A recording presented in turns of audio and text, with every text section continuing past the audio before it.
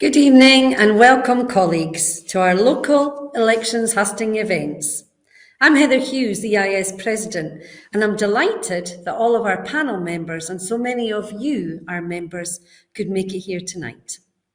All of the questions that have been selected tonight have come directly from our membership, and we will be feeding in your comments on social media to the panel as the event goes on. So please do share your views on tonight's event using the hashtag EIS Hustings 2022. With us tonight, we have all 5 major parties represented. I'd like to welcome them all. We have Oliver Mundell from the Scottish Conservative and Unionist Party, Joe Molyneux from the Scottish Green Party, Willie Rainey from the Scottish Liberal Democrats, Michael Mara from the Scottish Labour Party, and Shirley-Ann Somerville from the SNP.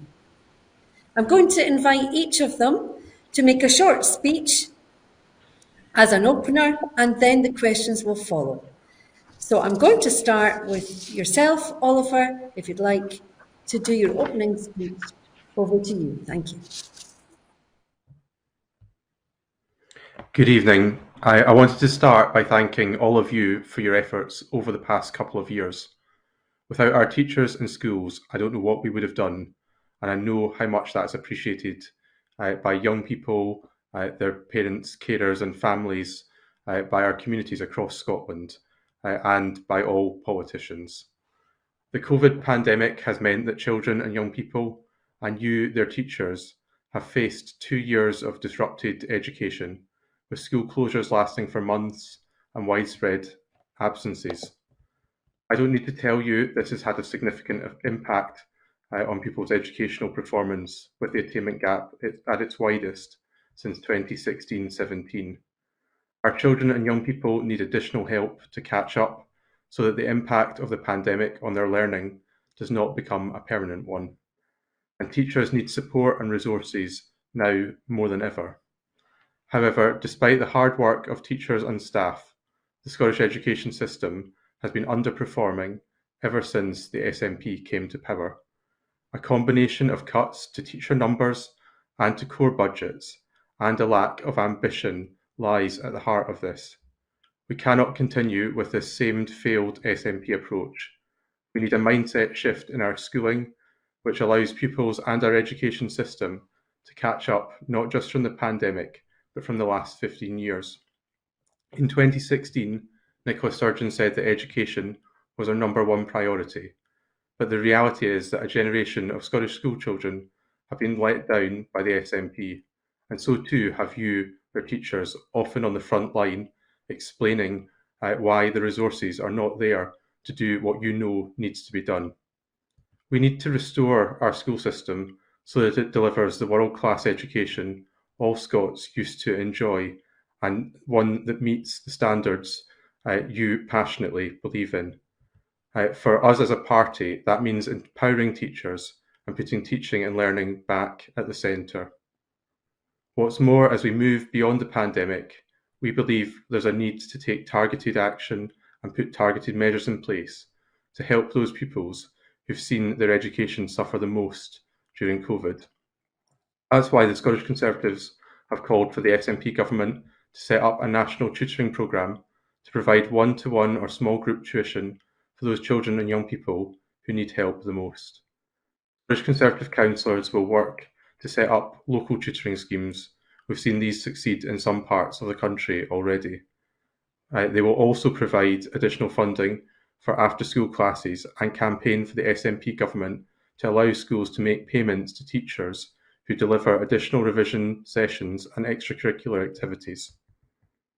In addition, we will put pressure on the Scottish Government to fund a pilot extension to the school day to help pupils catch up on missed learning. I know there'll be many issues beyond this that you want to talk about tonight, and I look forward to taking your questions later in the evening. Thank you. Thank you, Oliver. I want to hand over now to John Molyneux for the Scottish Greens. Thank you, John. Thank you, and thank you so much for having me. I'm John Molyneux. I'm a Scottish Green Party councillor in Pollokshields in Glasgow. have the novelty on the panel of being the serving councillor in a hustings for the local government elections, but I know some of the panellists have recent history in local government. But yeah, for the second half of the past council term, I've been our education spokesperson and our representative on the education committee in Glasgow, and I would like to shout out to Susan Quinn from the IS, who's been brilliant to work with at a local level and with whom I've always worked hard to try and raise workforce issues through the pandemic, despite that not being easy many times. And I would really like to build on that if I'm re-elected next week. Really would love to get union representation onto the council's education committee. I think that should be something that's done across the board. My background, my parents were both teachers in England. They were NAS UWT members, which I'm sorry about, but they were teachers through the Kenneth Baker era, for those with long memories, and that was enough to put me off teaching as a career. Don't think I'd be a very good teacher in any case, but I would always want it to be a positive career choice for my own children if they were interested. So I think we always have to keep that real strong focus on developing the workforce. And Scottish Greens are delivering the increased staffing in our schools that gives teachers the time, the stability and the support they need to focus on their pupils and to deliver the inclusive and inspiring education that all children need and deserve.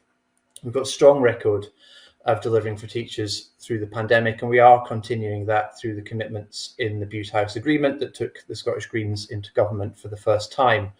We're going to oversee the biggest teacher recruitment in a decade. That's making 1,400 temporary posts permanent. We've just delivered that in Glasgow with the budget that we agreed locally there. And there are plans, obviously, for 3,500 new posts this Parliament and 500 classroom assistants.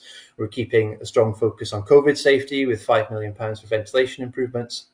And we're delivering the wider system reforms, including the review of the indicators and measures for Curriculum for Excellence, which will very quickly, we hope, address the workload pressures that teachers face.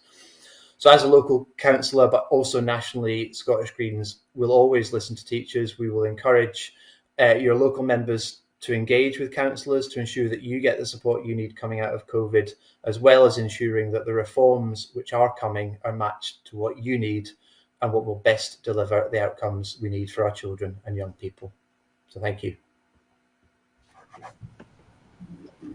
Thank you, John. I'd like to invite Willie Rainey now to make his opening statement. Thank you, Willie. Thank you very much, and thank you very much for inviting us all along this evening. I'm looking forward to the discussion. I think the first thing we need to recognise is that we're still actually in the midst of the pandemic. Many schools are still struggling with many staff off sick, but also the effects of the pandemic as well. Those particularly who were struggling before the pandemic, those disadvantages continue to be felt by young people. So we need to first of all recognise the pressure is still on schools right now. The pandemic isn't over, and that's why we need additional support for teachers and staff in schools to be able to get through the wake of the pandemic. That's the first and foremost thing.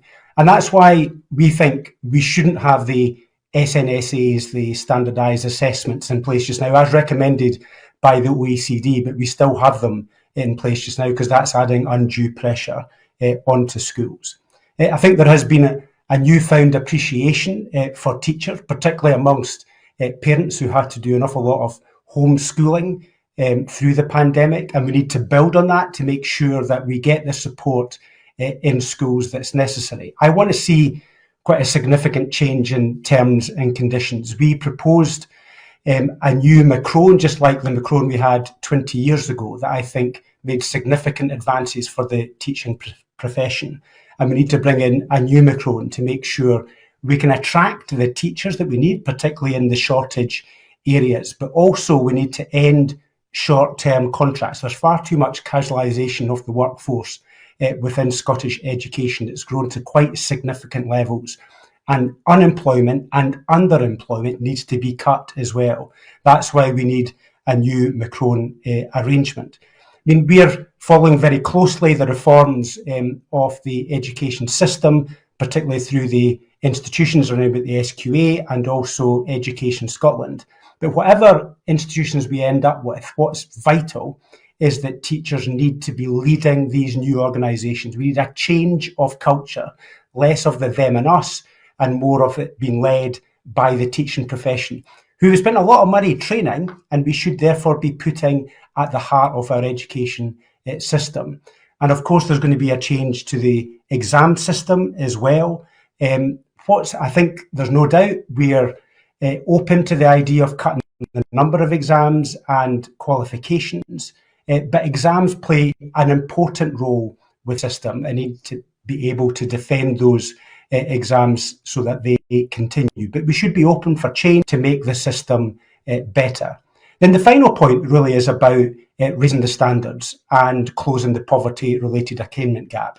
It used to be the top priority for the current Scottish Government, but we don't hear very much about it anymore. It needs to be put right back up there as a top priority. We want to keep the pupil equity fund that we initially proposed when it was a pupil premium in England, and it has been quite successful at closing the gap.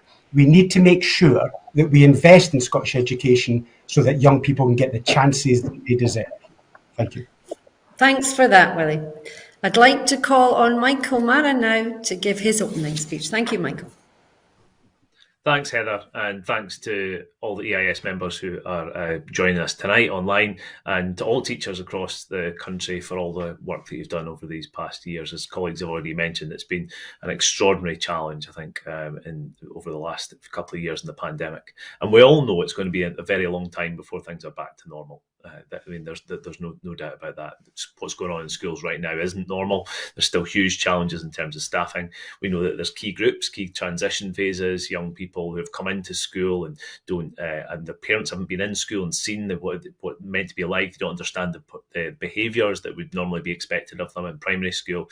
And the kids that have missed out on the transitions into secondary school. I know there's particular challenges in the early years of secondary school as well. So we know some of just the challenges. And we have to make sure that this is not a scar that lasts on the lives of these young people throughout their lives. John mentioned that he is a serving councillor. I'm also a serving councillor. I have a week to go as a councillor before I step down. I've been a councillor in Dundee for 5 years.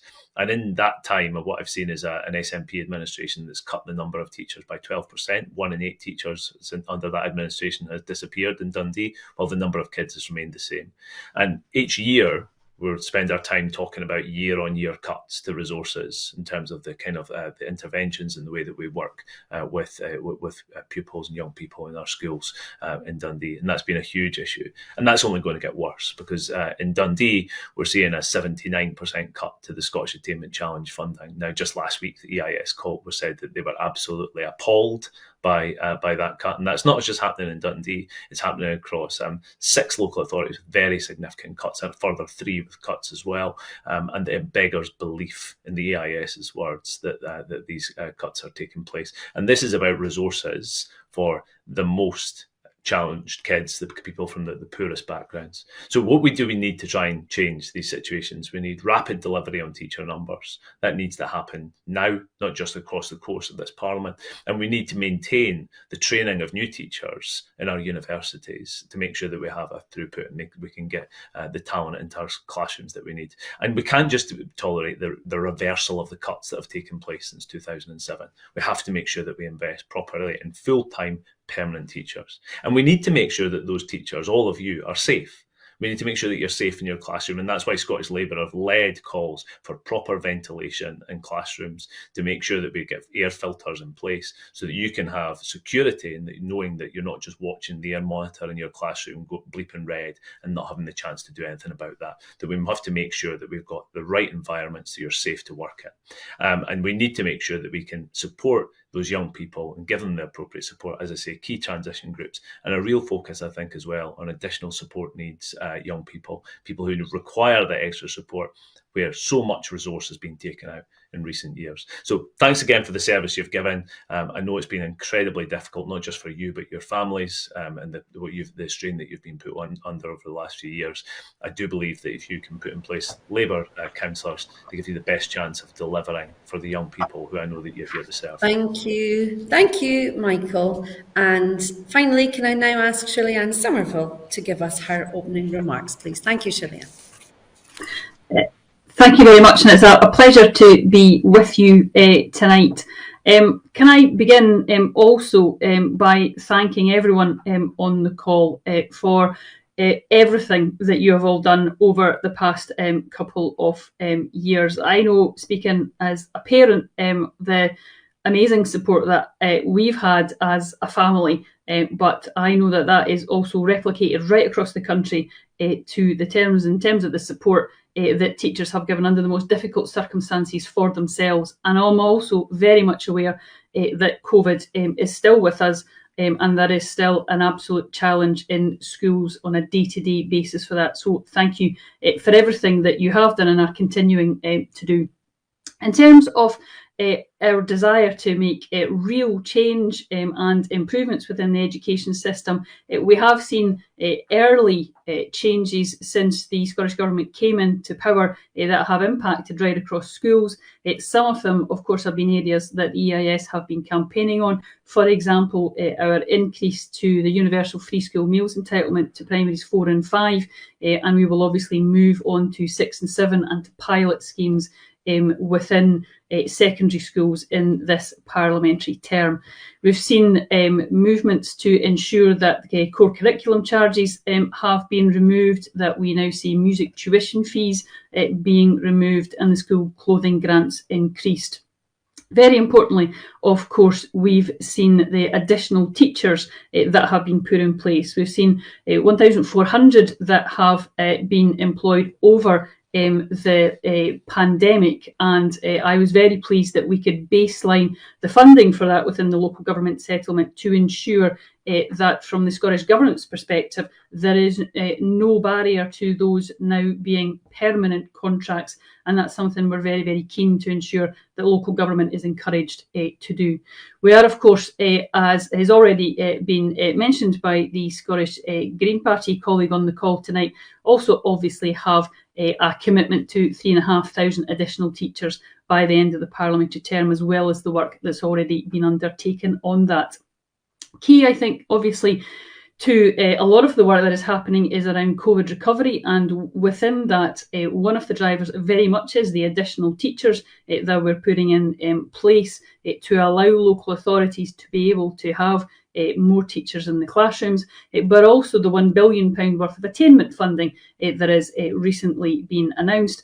And over half of that will be pupil equity funding to allow decisions to be taken at a school level about what's right for them. Because I think it's very important that while we have a national funding pot, that the decisions there are taken at a school level, because it is teachers and school leaders that know their children and young people best and know how best to spend that money. Another key area that we are keen to see movement on is, of course, our commitment for the 90-minute reduction in class contact time for teachers, and I'm very keen to work with that. And of course, in all of this, educators and practitioners will absolutely have to have a central role in the reform package that we are undertaking, including, I hope, everyone on this call. Thank you very much, Shirley-Ann, and thanks to everybody for their opening speeches. We're going to move on to the questions now that the members have put into us to ask you. I'm sorry to have to do this, but can I remind you that the answers have to be brief. It's 1 minute 30 seconds per panellist, and I'll call you in. We're doing a sort of rolling panellist. But if we don't stick to that, we're not going to get through the evening. So thanks for that. So we don't think John's with us this evening. John Crawley put in the first question. So in his absence, I'm going to read that to you. So as with young people, teachers' health and well-being has been profoundly impacted by COVID. What steps will you take to address the impact of COVID on health and well-being in Scotland's schools? Now, before I invite people in to answer this, if I can give you a quick fact, that in the survey we did of our members in 2021, in November 2021, we found that of the 16,000 members who were asked, 50% of those who responded noted that their well-being at work was poor or very poor, and only a fifth said they had good or very good well-being within their job overall. So, John, I'd like to invite you first, if I may, to address this question. Thank you, John. Yeah, certainly. I mean, it's something I get regularly in terms of my own local casework. That the burden on teachers and the stress that the pandemic has caused, and as Willie said in his remarks, we're still in, and that uncertainty still remains. The course of this pandemic is uncertain, and absolutely recognise the impact of that on teachers' mental health. We would look to support teachers to make sure they have access to the mental health support and the wellbeing services that they need within the workplace. But absolutely central to this is the recruitment that I've already talked about in my opening remarks. So getting those teachers into schools, helping address the workload issues as well, which I've touched on in the opening remarks. Those are the big shifts I think that we need to make sure that that we are able to support our teachers. And my plea or my ask to teachers is to keep talking, particularly to local councillors. I think there is a lot, when we're talking about what's going on in the classroom, it's actually the decisions at a local level and how things are operationalised at a local level. It's not necessarily always the big national policy decisions. So actually there's a lot that we can do if your members are engaging with their local councillors to find the practical solutions as well. Thank you. I'm sorry to interrupt, but I think everyone will want to have their say in this. So thank you for that. Willie, can I ask you to come in with your contribution now on this question? Thank you. So, of course, at the core of this is working conditions and pressures. And I've partly reflected that in my opening contribution about the burden that's on teachers, but also the need to make sure we increase the number of staff to take the pressure off in individual classrooms. We also need a return to increased numbers of classroom assistants to make sure that the support is there within the classroom. That's at the core of this. That's in part the cause, in addition to COVID. COVID has made it worse, but of course the workforce conditions are the most important thing. But then, of course, when people get into difficulties, the services need to be there for them. And currently, the mental health waits in this country are atrociously long. People are waiting months on end just to get the treatment that they need right now. So that needs to change. And that, of course, comes from the NHS. But we also then, in addition, to catch it early within the schools and workplaces, we need mental health first aiders in every workplace so that people can go to them straight off the bat to get the support that they need. So conditions, the pressures, but also the mental health service needs to improve dramatically, as well as mental health first aiders. Thank you. Thanks for that, Willie. Michael Mara, please. Thanks. I think colleagues have made some really good points in terms of workload. I think that one of the key pinch point within that is the lack of additional support needs specialists. People who have been lost to right across schools, right across Scotland, and that puts extra pressure in every classroom right across the range of primary and secondary school. So we need to address that. It can't just be about individual training for teachers. We need specialists to do some of that. And I want to mention the direct impact of COVID. During the pandemic, we argued for teachers to go at the front of the queue for booster shots, and we were dismissed on that. And we continue to argue for proper ventilation, for air filters in every classroom, so that we can actually reduce. And there are many studies, more and more studies emerging, showing that would have an effect on reducing the impact of COVID in classrooms, but also just improving attainment, actually, and the conditions that teachers are working in. These are practical things that could be done right now. Thank you for that, Michael. Shirley-Ann, please. Thanks very much. I would have to disagree with Michael that actually the expert advice does suggest that Labour's policy is the right way to tackle ventilation within our classrooms, but we may get on to that indeed later. One of the key areas that we do and are looking at is, of course, workload. I've spoken about the additional teachers that have already been put in place during the pandemic and our commitment to see that increase still further. On top of that, of course, is our commitment to increase numbers of additional support staff as well, to ensure that teachers are being supported. And it is very important that we look at the health and wellbeing package that's available to teachers. Colleagues, I'm sure, will be aware of the additional funding that went in the height of the pandemic to support teacher wellbeing. But we are very keen to ensure that packages are still in place and remain in support. So the one-to-one coaching, the additional offers that are available to newly qualified teachers, and other mental health and wellbeing support is very important. And we're very keen to ensure that we continue to learn what is working for teachers, and if our national agencies need to adapt their approach for what is available on issues such as this, then we of course need to be able to adapt to that change and ensure that support is there if situations are arising where teachers do need that support from national agencies, as well as of course their employers at local government level.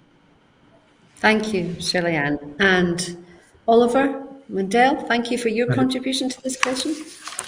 Thank you. I think we've heard some really good things already, and I'll try not to go back over them. But I think it is important really to note that this problem's come about because teachers were cut before the pandemic.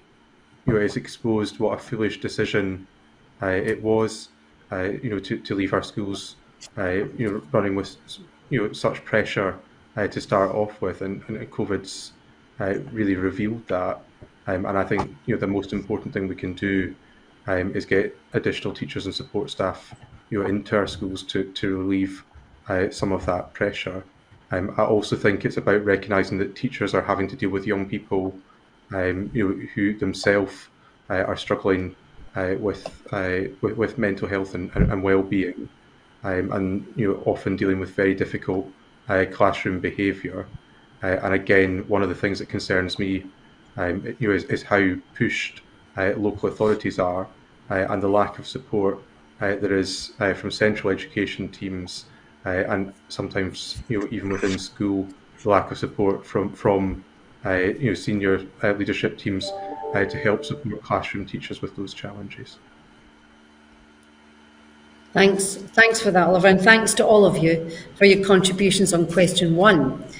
We're going to move on now to question 2. This was a question that was put to us by Craig McAllister, who again, unfortunately, is unable to be with us this evening. So I will read the question again to you. As a teacher, the demands and workload of the profession have become excessive. What are you going to do to address the workload issues of the teaching profession?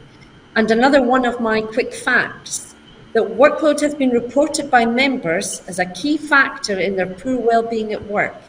A recent survey found that 88% of members said their workload had increased slightly or significantly as a result of the COVID-19 pandemic. So I'm going to come to you first, Willie, for your answer to that question. Thank you. Thanks very much. Standardised assessments are unnecessary, are generally pointless. We've done assessments in schools for years, but they've never been done in this form, where we collate the information for national league tables. And those national league tables, through the process, adds additional pressure onto the teachers and the schools, which is unnecessary, bureaucratic, and adds to the workload pressures that we've all talked about. In addition to this, we need to increase the teacher numbers, the classroom assistant numbers, in order to make sure we have sufficient staff in the classroom to do the things that teachers are expected to do. And despite the claims of others on this panel this evening, there's clearly not enough. And the teachers are continuing to struggle, especially following the pandemic. So those are the two specific proposals I would make in order to reduce the workforce pressure. Thank you for that, Willie. Coming to you now, Michael, please, for your response. Thanks, Heather, and thanks for the question. I think the recruitment of teachers is absolutely critical to this.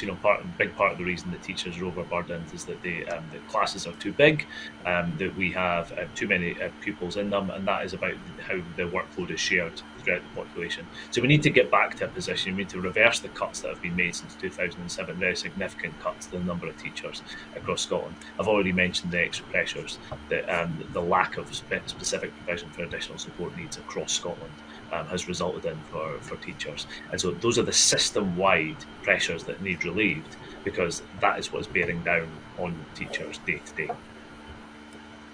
Thank you, Michael. Coming to you, Shirley-Ann, now, please, for your response to this question. Great, thanks very much. Colleagues obviously on the call will be well aware that we don't have national league tables that the Scottish Government provides in any way, shape or form. And actually we're seeing more and more teachers seeing the use and the worth of standardised assessments, and this progression has went on since they've been introduced. A number of colleagues have quite rightly talked about the importance of additional teacher numbers. That's of course why I'm very pleased that we've got 2,000 more additional teachers than we had pre-pandemic levels, and of course we've got those further commitments I've already spoken about to increase those still further. Another important aspect around this is, of course, as I mentioned in my introductory remarks, around the 90-minute reduction in class contact time, which the SNP national government was elected on, and which we're very keen to work with unions and with COSLA on within SNCT to be able to take forward. And I think that will be another contribution to tackling the workload of teachers. Thank you, Shirley-Ann, for that. Oliver Mundell, please. Thank you. I think it's just, again, important to remember every time the SNP talk about more teachers, they're talking about replacing teachers that they cut. We're still not back at the levels that we saw before the SNP started doing that. So I find it very hard in the Parliament, in settings like this, when we hear that more teachers, as if we should be grateful. I think one of the big things we can do above and beyond what's already been said is to stop asking so much of teachers. I think we've seen really a massive expansion in what people consider to be the role of a teacher, and I don't think it is fair to ask teachers to double as social workers, counsellors. Yes, they should be there to point people in the right direction, to get expert and specialist support, but I think we're asking too much of teachers beyond their core job to educate our young people.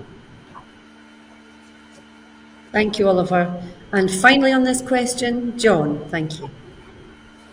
Yeah, thanks. And workload is obviously consistently raised, I think, is the number one issue by teachers.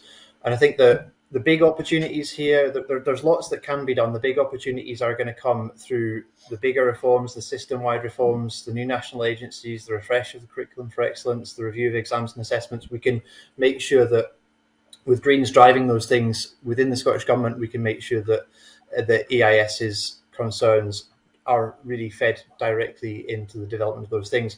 But what we have done, as an immediate thing, is through the Great House Agreement secured, I mentioned the review of the indicators and measures associated with curriculum for excellence. Now that has an opportunity quite quickly if we progress that to reduce workload by eliminating some of the bureaucracy that teachers have to deal with. It's not a silver bullet, but it can deliver a quick benefit while those bigger opportunities progress alongside the recruitment and everything else that we're trying to drive on this agenda.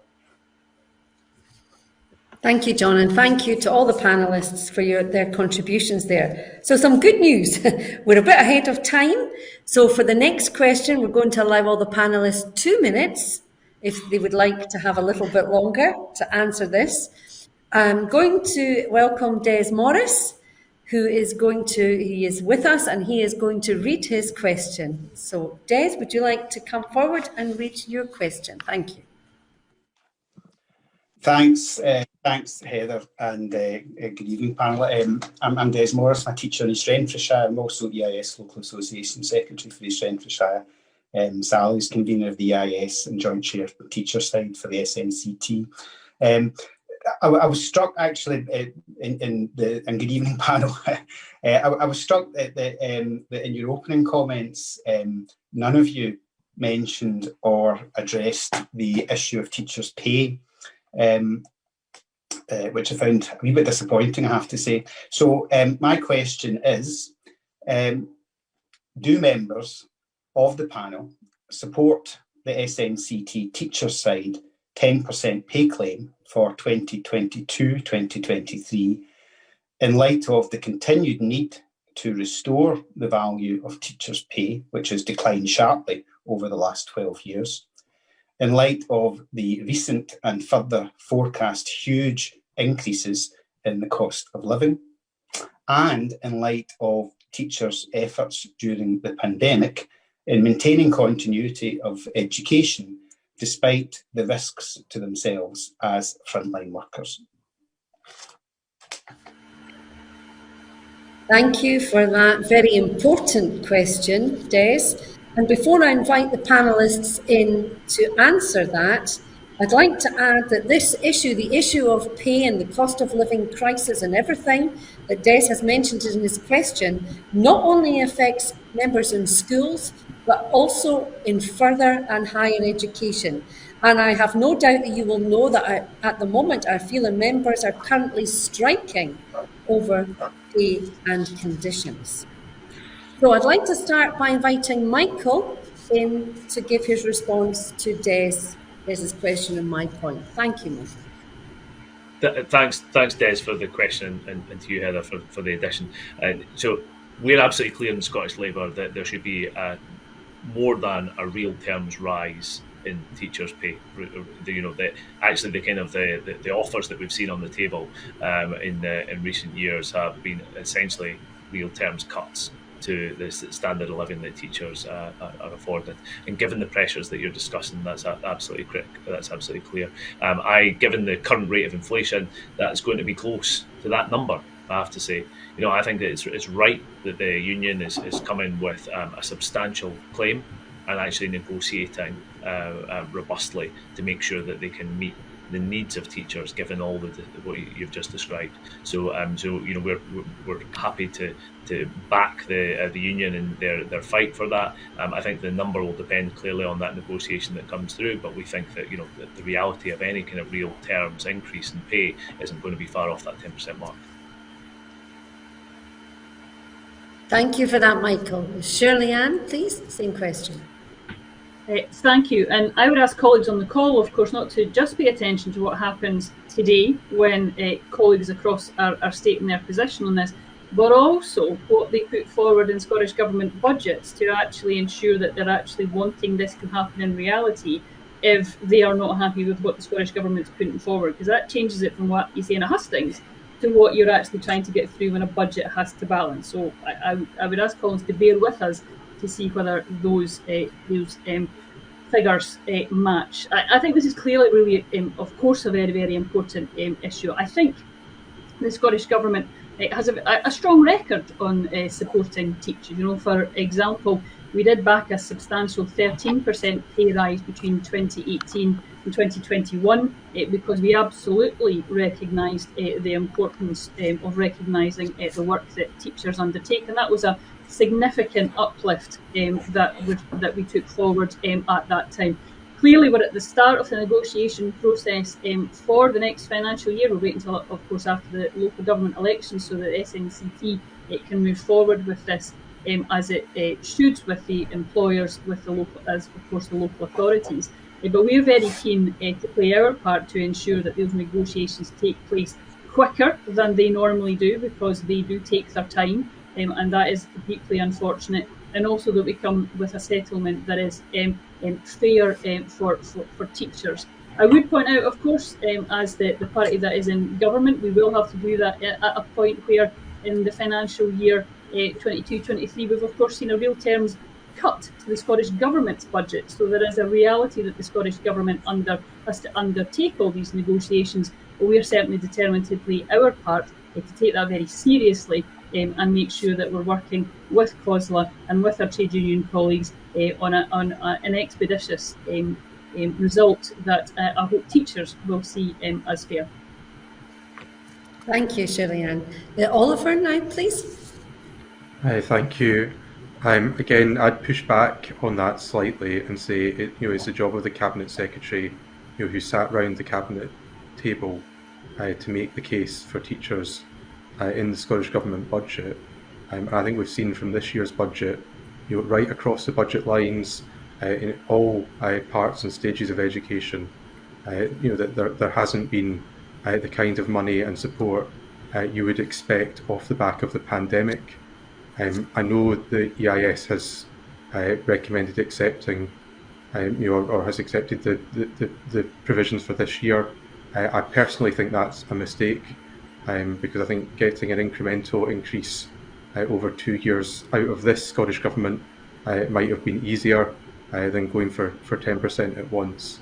But I mean, basically, put it this way: if the Cabinet Secretary can find the money to make this affordable, I won't be saying no.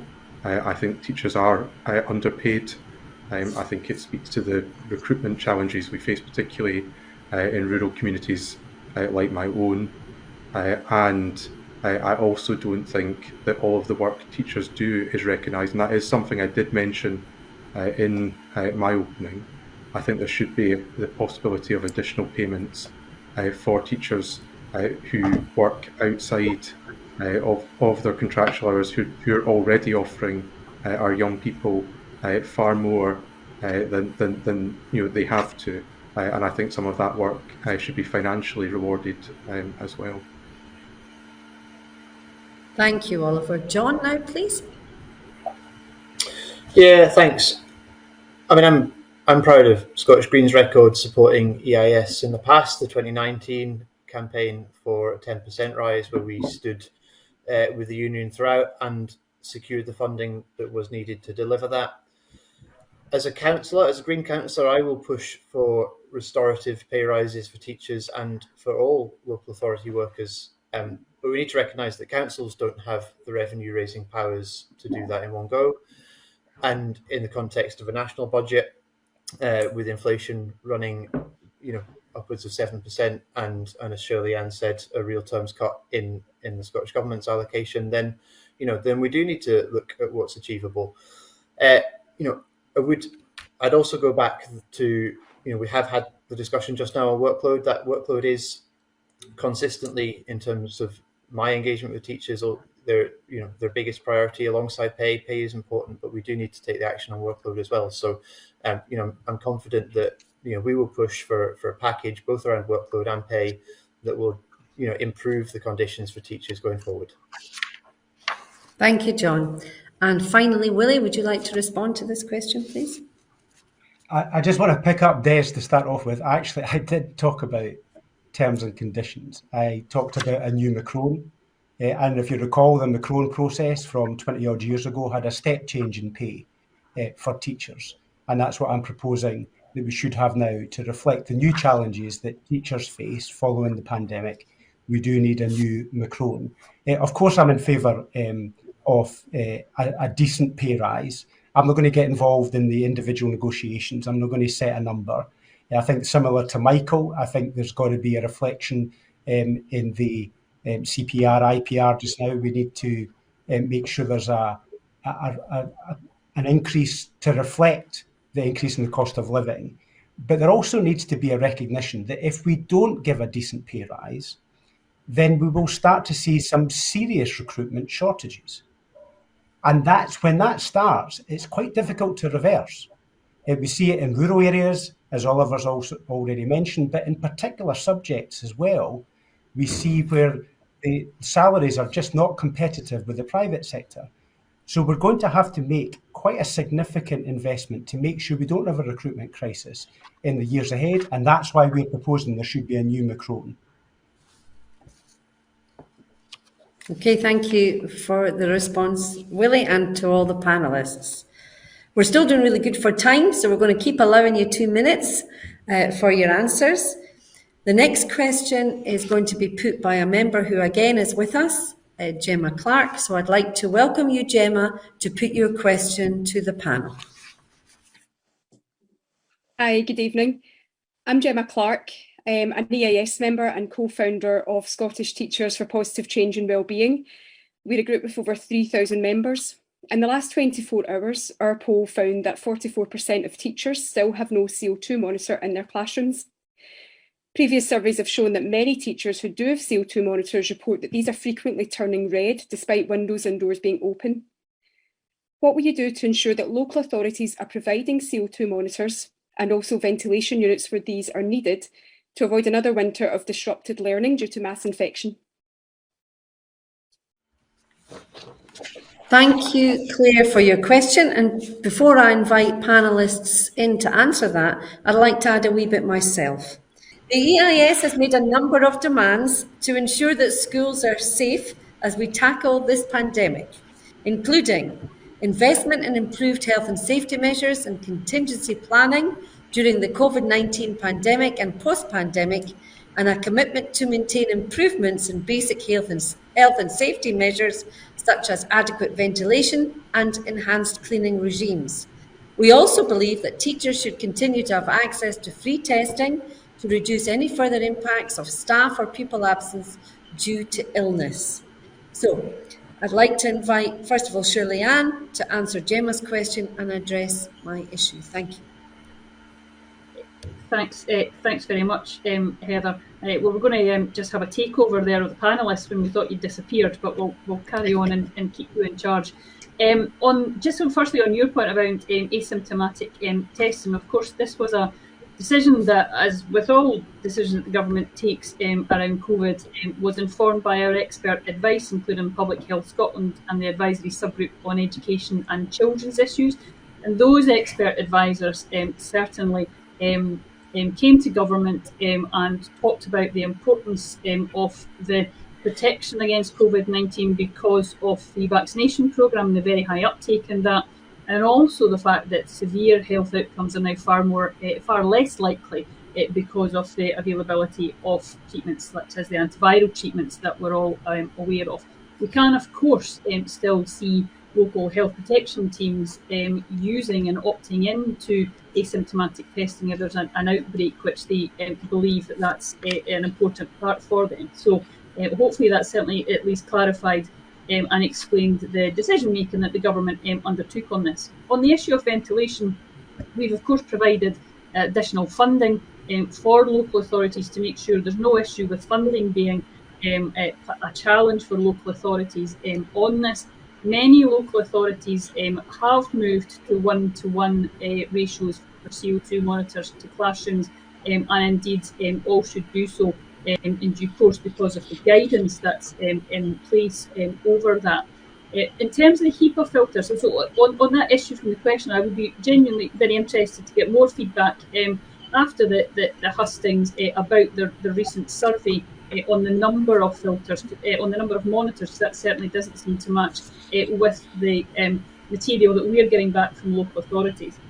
On HEPA filters, I'll try and be brief on this because I know it's a contentious issue. But again, looking at the expert advice, including SAGE, including the Health and Safety Executive, they're very clear that air cleaning filtration devices have a role to play, and that's why we provided funding for them. But specifically, they say they should not be used as a substitute to improve ventilation. And there are a variety of quotes which I've given in Parliament a number of times from the experts on those books that suggest that HEPA filters are not the answer to it. They have a role to play, but they are not the answer for classrooms. And the final point I'll make is that Councillor McCabe and I jointly wrote out to trade unions asking specifically for areas where teachers, individual teachers or schools felt that local authorities weren't listening to concerns, monitors going red. To date, and I checked today again with my officials, we had one response from that letter that went out to all trade unions. So again, if what's happening on the call is we're being told something different is happening, I would again strongly encourage EIS members and representatives to use that letter that was taken out some months ago now, and please get in touch with government, get in touch with COSLA so that we can go out and proactively deal with those issues if they're still there, because again, that one response is all we've had about a specific school that people wanted looked at. Thank you, Shirley Ann. Oliver, please. Hi, thank you. I've supported in the Scottish Conservatives have supported calls in the Parliament to make sure that ventilation units are available. As I said during that debate in Parliament, and I still think it's true, I find it very odd that we have a Scottish Government that are willing to fund that type of equipment for commercial enterprises, but who are very reluctant to look at doing it more widely for schools. And at the end of the day, we can hear about experts, and I think there's a little bit, where we're saying, that they're not the answer, but they certainly can be part of the answer. And I think there's a bit of, if we're going to listen to the experts, the experts are actually sat in our classrooms. They're on this call tonight, and if this kind of resource makes people feel safer to be at work and feel more confident in doing their job, and they think it's going to make a difference, then I don't think we should be so quick, to kind of push it away. And I'd add to that, as well, there aren't necessarily these other answers on ventilation. We've kind of been round the houses on this. In a lot of schools, in a lot of school buildings, there aren't other magic, solutions, in many of the spaces. And the best we've really seen, and I try really hard not to say it, or get back onto these sort of ideas of cutting bottoms off doors, or trying to cut into windows that have been painted shut for years, and again we're leaving pupils and teachers freezing cold, and often people are making the decision to shut windows, perhaps where it goes against the guidance, because they're trying to balance out the welfare of what can be very young people struggling in winter conditions. So I just think this is an area where we need to look again, and I think there's a collective will across most of the Parliament to try and do a little bit more here. Thank you, Oliver. John, please. Yeah, I mean, this is an issue, Greens. The whole issue around safety in schools for teachers is something we've raised consistently since the start of the pandemic. At a local level in Glasgow, we supported the formal dispute that EIS raised around level 4 triggers, and it was Green MSPs that brought the proposals agreed by the Parliament in 2020, which brought in testing and the funding needed to hire additional temporary staff. So, and yeah, recently on the issues around ventilation, we secured the extra £5 million redirected from the Business Ventilation Fund to support schools with their needs around ventilation. Now, Green councillors will push as hard as we can for schools to maximise every penny of that. If there's a case to be made for more funding, Green councillors will push that. I think this is an issue that is, it needs that local intelligence. We need EIS members, we need teachers to be coming to us, and if any EIS member comes to a Green councillor, we will champion their case. We will be pushing for CO2 monitors throughout the school estate and for the ventilation that we need. But we want that fund that's there to be. We want every penny to be maximised, and if there's a case for more, then Green councillors will absolutely champion that case. Thank you, John. Willie, please. Yeah, Gemma, it's a very, very good question, and I hadn't appreciated that the use of the monitors was so low. So I think we'd all be interested in finding out a bit more of the data behind that, because I think it's important that we do check that management and local authorities are enforcing the current rules that are in place. The problem is that until pressure was brought to bear by Michael and others in the Parliament, the SNP were casual on this issue. They hadn't even checked with local authorities how this was being implemented, how the regulations were being used by local authorities. And then they reacted very badly, I think, with a new set of recommendations, and there were recommendations, including the stupid idea of chopping the bottom off the doors. And it was a recommendation because it was in the letter, which we were all sent, so it was true. So that's why the SNP have been constantly reacting to this agenda. And that's why confidence of teachers is pretty low on this front. And we do need HEPA filters in all the classrooms. That needs to be available to build up the confidence again. And we need the proper long-term implementation of hygiene and filtration. It's not just but it's also good for longer-term health. It's improve learning. So that's what we need to be doing. So rather than being reactive, let's get on the front foot and come up with a series of measures that will actually rebuild the confidence of teachers and improve their working conditions as well. Okay, thanks, Willie. And Michael, please, do you want to finish off this question? Yeah, thanks for the question, Gemma. I mean, let's start from the basis that the record for COVID management in this country is one of the worst in the world. In the UK, right across the UK, England and Scotland, death rates, infections. And let's actually examine what's happening in other countries rather than just some of the advice, some of which we've found in the last 24 hours has been entirely illegal, such as transfers into care homes. Right, so let's actually think about what's happening in other. No, hold on. Let's think about what's happening in other countries. Okay, so one of the big reasons has been lower infection rates. For instance, in South Korea, has been they've had much better ventilation. Well, the biggest study carried out on this globally that I can find says that if you exchange the rate of air in a classroom by 6 times, it's a massive sample. A study carried out in Italy, you reduce infection rates by 82.5%. Okay, that's proper mechanical ventilation. The most up-to-date research from Leeds University says, of course, some schools will struggle to improve ventilation without substantial investment, and air cleaning technology is likely to be a good choice in those circumstances. This is the most up-to-date research available. Okay, now, and I absolutely agree, Gemma, in terms of what's coming back to you is what comes back to me as a local representative, is that people say that they've been told that if you see a monitor and the light's on, what's the choice? Do we send the kids home? Do we close the school? We've not got another option. The window's already open. That's where we are. I actually think that says something about the confidence of teachers to report these issues to management at a local level and to a national level, and whether they think actually doing so will be in the broader interests of the children who I know they put first in these regards. So I think this opens up a wide range of issues. It's something that this government, and Willie's absolutely right, hasn't just been reactive, has been absolutely appalling at. And actually, we will go when we have this, we look at the big term, the big issues, and the research is published on this, we will find that ventilation in our public buildings has been a massive issue and it has to be sorted. Thank you, panellists, for your answers to that question. Before we go on to the next question, we've had a lot of comments in the chat about long COVID.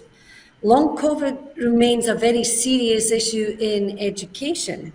And we're going to give the panellists 1 minute to address how you are going to address the issues that long COVID is bringing to education for teachers and other staff. So I'm going to start with you, Shirley-Ann, again for this one, please. Thanks, Heather. Again, a really crucial issue for teachers and of course right across society.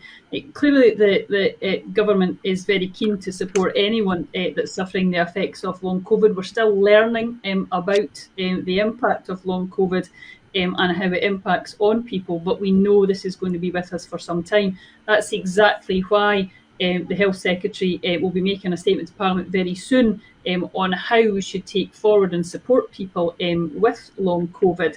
But we're very, very clear that people do need support. They do need supported by their employers. So for teachers, of course, that's local authorities. So a genuine understanding of the difficulties that people are having, a real empathy and sympathy and workforce practices that are supporting anyone that is suffering from long COVID. But from a wider perspective, we of course do need to ensure that the services are in place. That will differ from person to person in many ways, because there is not one thing as just long COVID and everybody's impacted in the same way. But we clearly have to make sure that people are getting the treatment and the support through the NHS that they should be. And as I said, there'll be further announcements coming up in the next couple of weeks on that. Thank you, Shirley-Ann. Oliver, please. Yeah, I think it is about making sure that the treatment and support is there for people. I think we're at a point now, where we're beginning to know, that more about long COVID, but we need those specialist NHS pathways, and to start joining the dots together in terms of what treatments work. And I just feel, given the calls that have been in Parliament, given some of the medical expert advice we've heard, again, we just seem a little bit slow, on accepting that long COVID is going to be a big problem, not just in teaching, but across our society for years to come.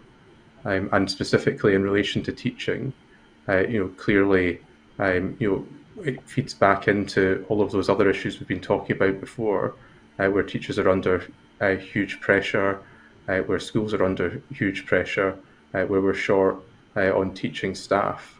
That doesn't create an atmosphere in which people are given the time to recover, or the space they need. And I think when you put those together, there's been stuff out in recent days, around stress, pressure, tiredness, and COVID, and the additional, damage that does to people's health. So I think we need to get those issues sorted as well, to make sure people can return to work, or continue to work, taking what is a serious and long-term medical condition into account. Thank you, Oliver. John, please. Yeah, I mean, I think obviously long COVID we are learning more about it, and as well as the clearly quite debilitating issues people having. I still have recurrence of inflammatory responses from my COVID infection, so I'm dealing with recurrence of symptoms, and the diversity of symptoms that people experience as well. I think, as Shirley Ann said, there's not going to be a one size fits all. We're going to need to be able to put support in to adapt, to different symptoms people are experiencing and different rates of recurrence, and the extent to which that is impacting on people in the workplace. I absolutely have to make sure that we've got the right support in place, but also the right supportive environment, so that teachers feel able to disclose, to discuss, that they're confident that the workload concerns that we've already talked about are managed, and that the support is there, to deal with what is clearly an ongoing concern and will be an ongoing concern for some time. So, I will, keep listening to EIS, keep listening to teachers on this issue, and Green councillors at a local level will absolutely push for the provisions that we need in our schools and in our education departments to make sure that staff are supported. Thank you, John. Willie, please. Shirley Ann's right that this condition is not just one condition. It's wide and varied in its effects on people. Some of it's short-term, some of it's long-term, and it affects every part of your body, potentially. But what she's wrong about is that there is any urgency from the government on this. Alex Cole-Hamilton, my new leader, has been banging on about this for months on end, and he was repeatedly dismissed about the urgency of this.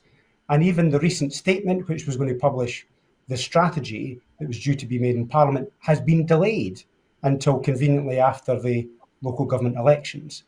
So there has been great tardiness on this issue, when thousands and thousands of people across the country are just looking for some kind of help and some kind of answers, which is just not there just now. So we need to step up the urgency of this, because it's going to have a dramatic long-term impact on workforces within schools and beyond as well. And that's why we need greater urgency. There's a pattern development here with the government. They are incredibly reactive, and poorly so.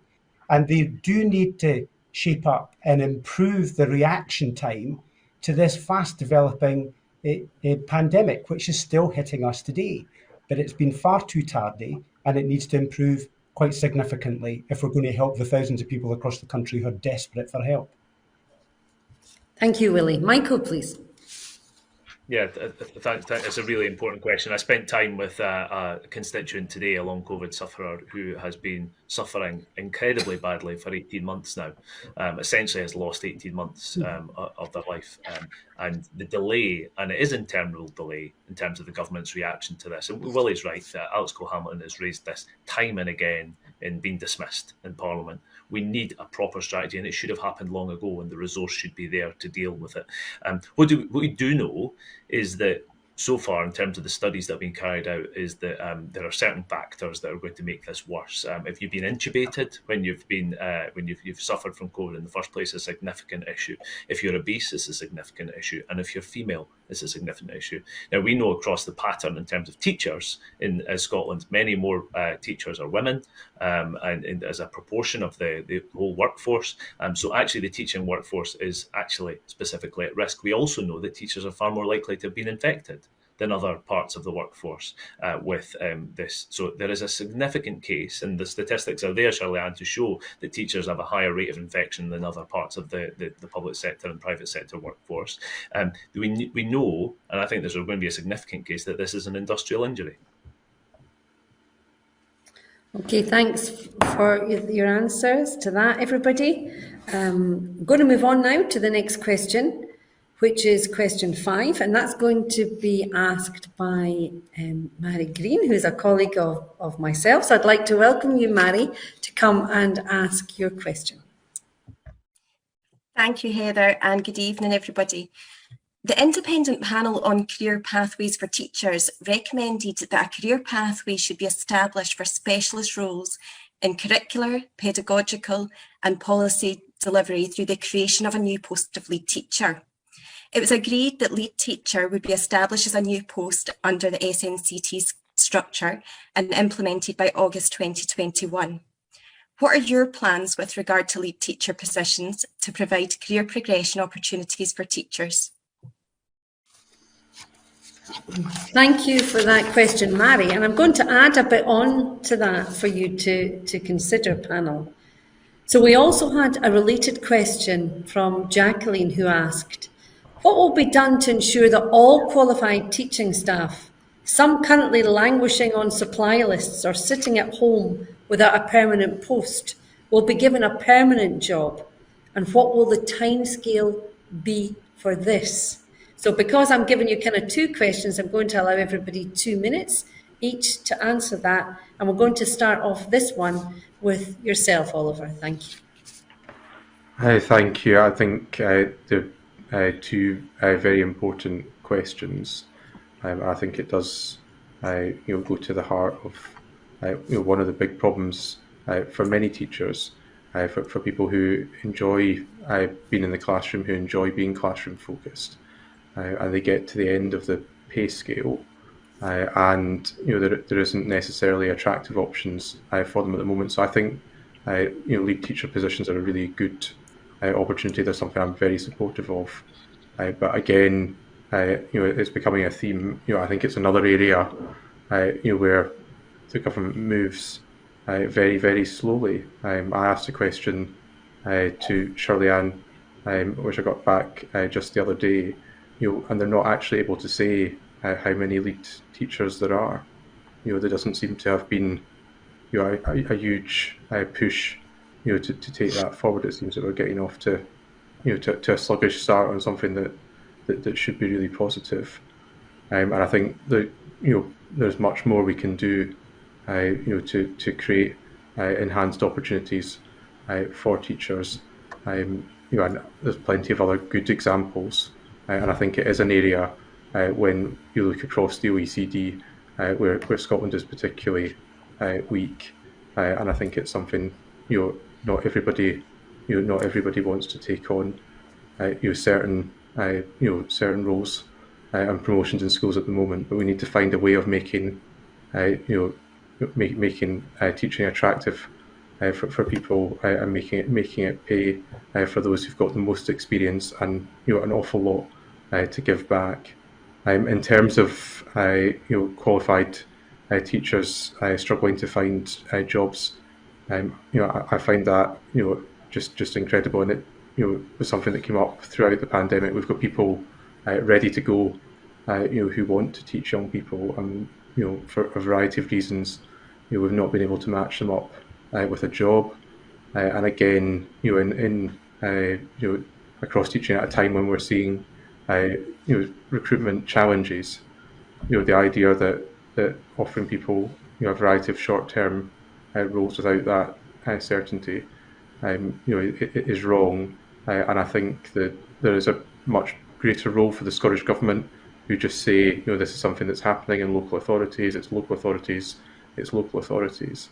There's a very clear pattern across all 32 local authorities in Scotland, and something needs to be done to crack down on that practice and understand why it's happening, which I suspect is often to do with funding-related issues. Thank you, Oliver. John, please. Yeah, I'm very strongly in favour of lead teacher, of developing more promoted posts which don't involve management, so there are career progression opportunities that will keep teachers in the classroom. The Butte House Agreement does provide for that to be progressed, and particularly addressing issues around numbers of ASN teachers in particular. So absolutely, it's something that we support and want to see progressed. I think we do need to guard against those posts becoming de facto management positions without actually the appropriate level of remuneration. So that's something that we will, Green Councillors will keep working on.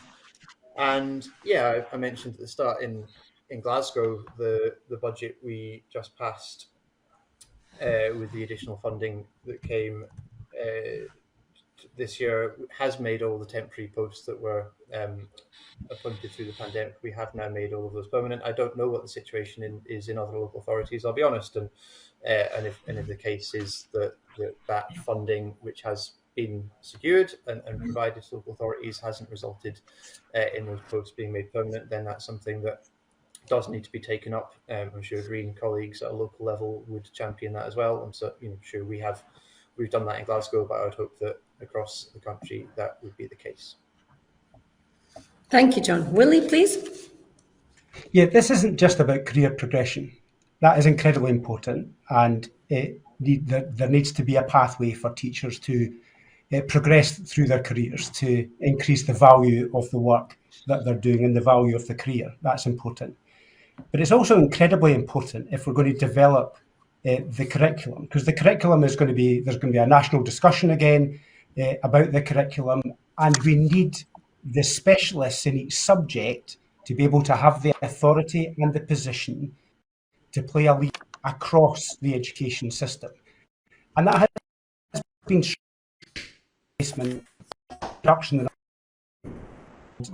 introduction to heads. We're now going back, we're going full circle back to some form of promoted posts again. So I think we need to make this happen, and we need to make it happen quickly. It's clearly not working fast enough, and that needs to change.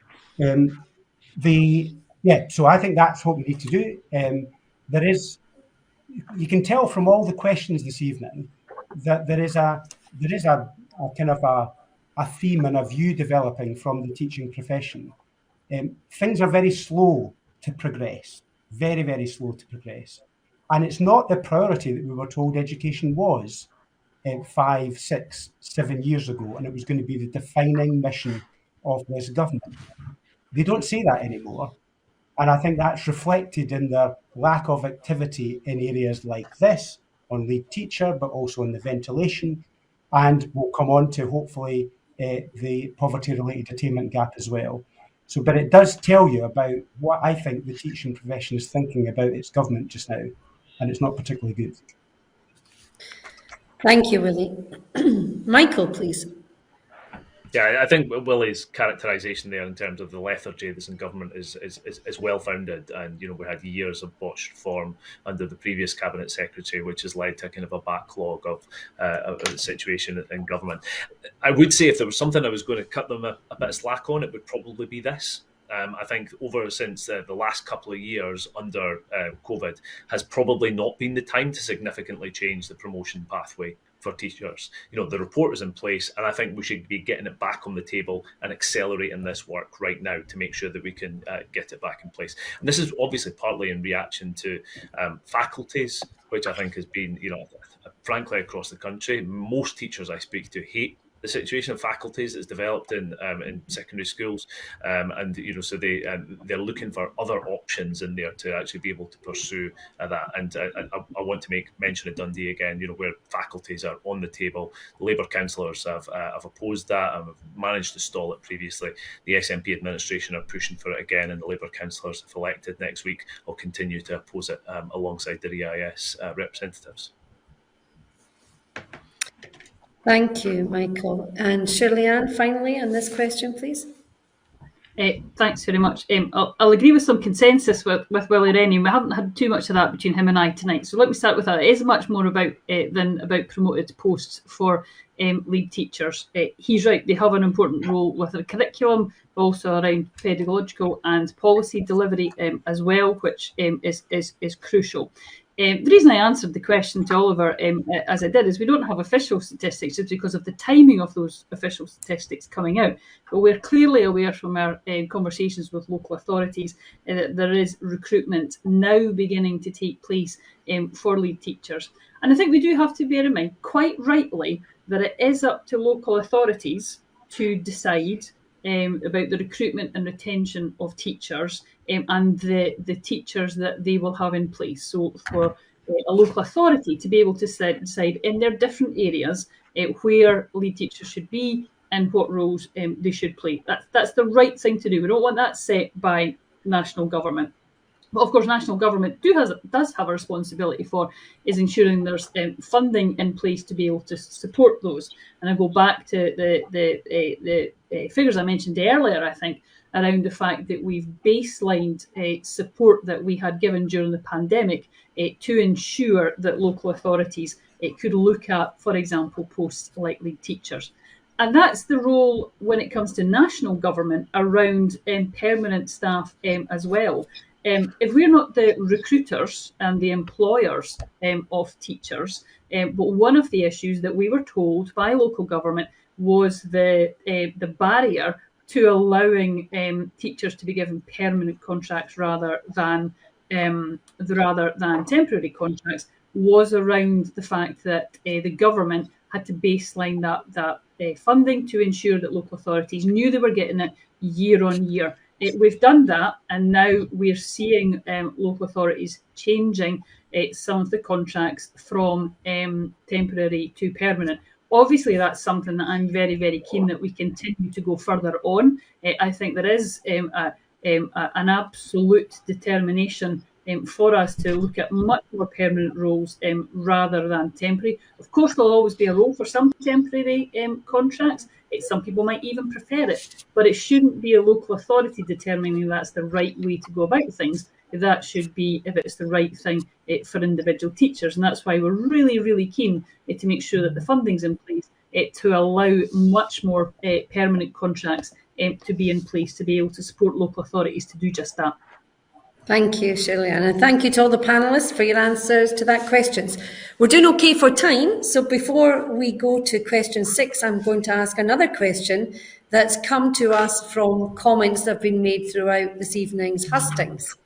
So we're seeing lots of comments from members who are highlighting the move to a shared headship programme in North Lanarkshire. We know this is an issue in lots of council areas, and the EIS is clear that decisions on staffing should be made in the best interests of children. Can the panel outline their position on shared headships in local authorities? And I'm going to start with you, Oliver, please. Yeah, I'm personally very strongly against that as an option. I think it should be an absolute last resort and really should only be temporary. Obviously, there is a role for local authorities in deciding that balance, but I see it in my own local authority in Dumfries and Galloway, where they have these clustered head teachers, and it promised all sorts of things, none of which it delivers, and I think it takes away from the leadership in a school. I think it leaves staff often feeling unsupported, unclear who's actually in charge, and I don't think it's something that's supported by parents. And I think, again, like so many things, the only real justification for going down that route can be saving money.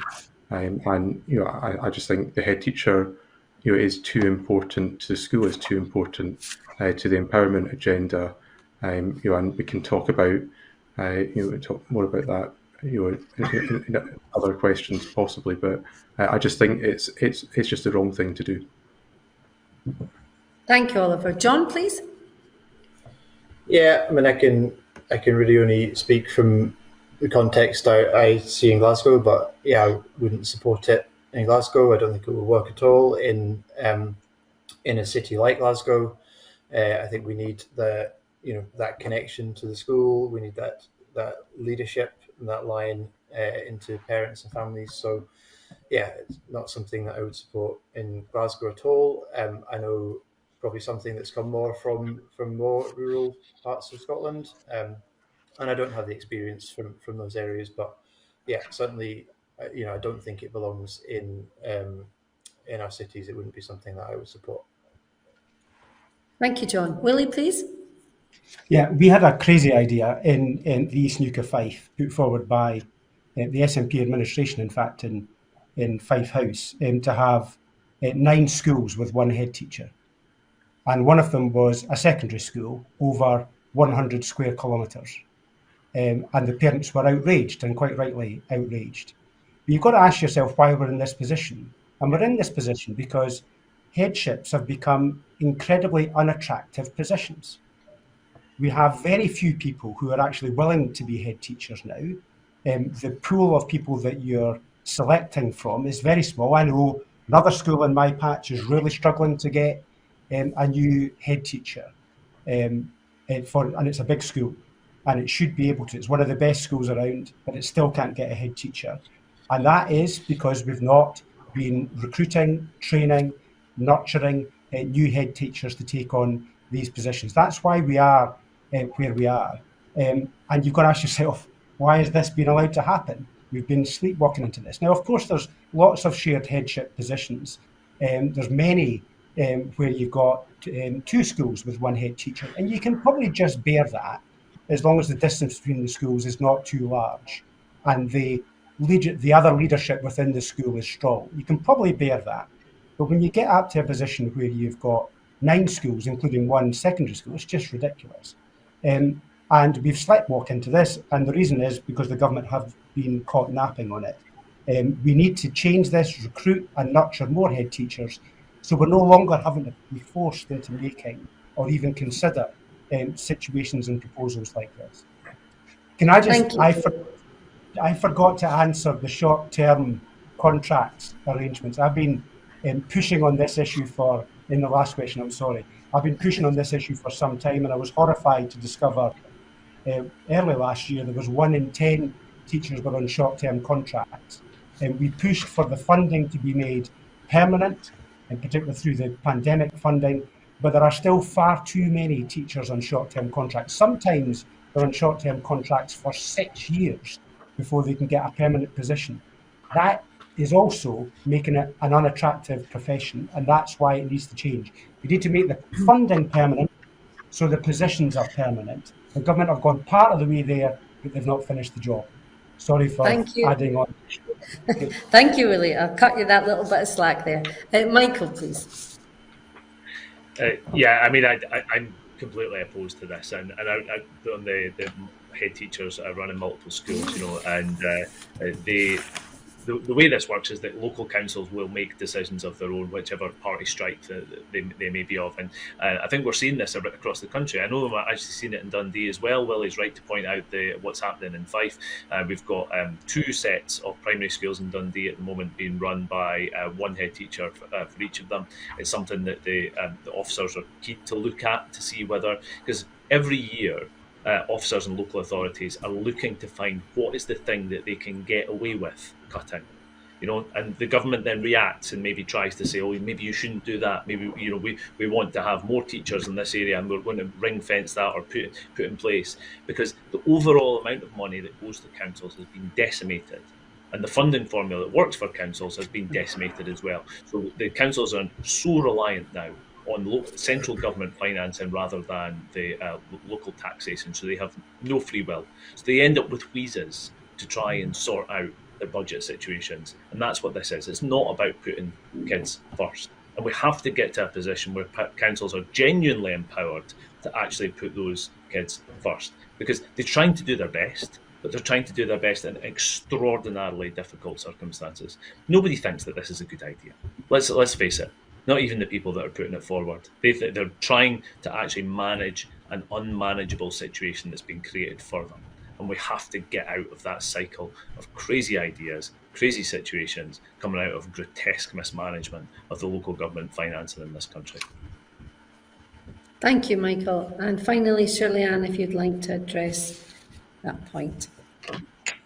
Thanks very much. I think you yourself started off with the key point really right at the start, Heather, about this being in the best interest of children. And that's about the way that we should always look at all aspects, of course, of education. And this is no doubt one of them as well. This should not be about saving money when we're looking at these. Now, there are shared headships that are in place in different parts of the country that work very successfully. I know my daughter's school was part of that for a while, and certainly it was successful. But what we're seeing with some of the schemes that are coming forward, they're quite right to go out to consultation, and the parents are quite right, and indeed the teachers are quite right to respond to that, to be concerned if they don't feel that this is actually being driven because of the best interests of the children. Some of these aspects, not the North Lanarkshire one, which you mentioned at the start, some of them is about very rural local authorities trying to balance keeping exceptionally small rural schools open and having that assumption against closure of any very, very small local school, and trying to ensure that they are getting the right people in place.